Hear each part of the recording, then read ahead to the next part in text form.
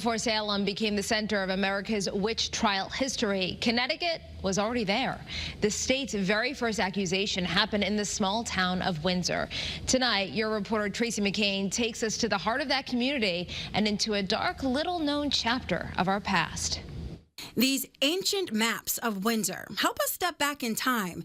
The year 1647, a defensive fence called a palisade protected the town, but nothing could shield them from fear and suspicion. The meeting house was actually originally here on the green, and the townhouse as well. Back then, life revolved around the center of town.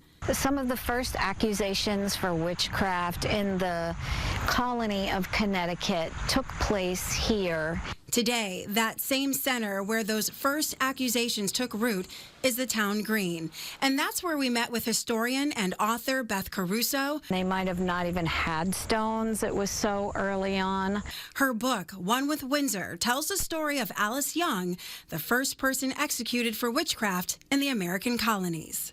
We know that she was married to John Young.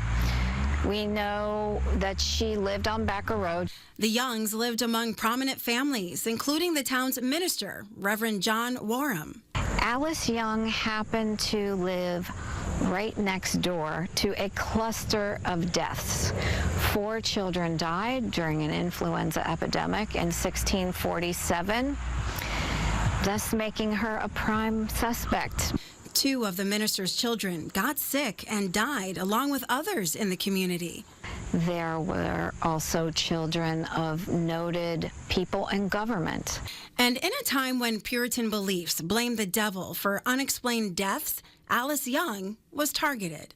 The children who would have been victims of the influenza epidemic in 1647, the event that led to the hanging of Alice Young, would be buried here. Alice was executed May 25th, 1647, 45 years before the Salem witch trials. Once Connecticut had hanged their first quote-unquote witch, the floodgates were open and horrific accusations happened one after the other. In fact, the first 7 accused were also indicted, convicted, and hanged. Trials in Windsor faded a few years later, only to resurface in Hartford 8 years after that.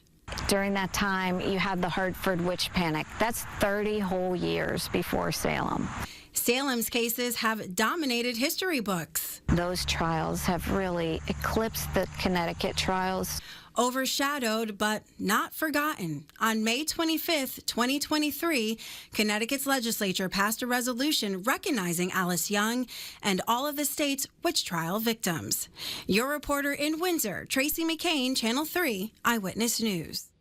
The Connecticut witch trials claimed the lives of 11 people decades before Salem until the hysteria finally ended in 1663.